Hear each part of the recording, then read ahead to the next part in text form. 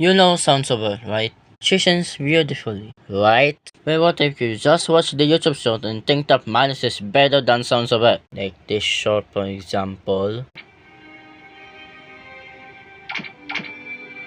By the way, this is Malice evermore. She is Malice. And for something the vocal range is hard, right? Well, guess what? Malice overtakes Sounds of Earth, Tanino Gimlet, Yoki Naminato from Bandoli, they am a opera or and some opera singer. They didn't want to overtake Malice evermore. Speaking of Malice evermore, timestamp is the first one, which is going to the Hourglass, which is the original song followed by Malice evermore, 40 minutes 16 seconds. Then back down, she is singing 27 minutes 51 seconds. Then continue to the face cast. I don't know what to say. She's so good at singing, and the sounds of her, I am a rapper or Tanino Gimlet, doing variations sa program na siya. Yan, pawanyakan umamuso may character. Magana siya kumakanta. Kasi Malice evermore, ganon siya magkumanta. Basta ikaw di, you want to challenge Malice evermore. She wants to be an opera singer like you. Paulit mo, gago ka.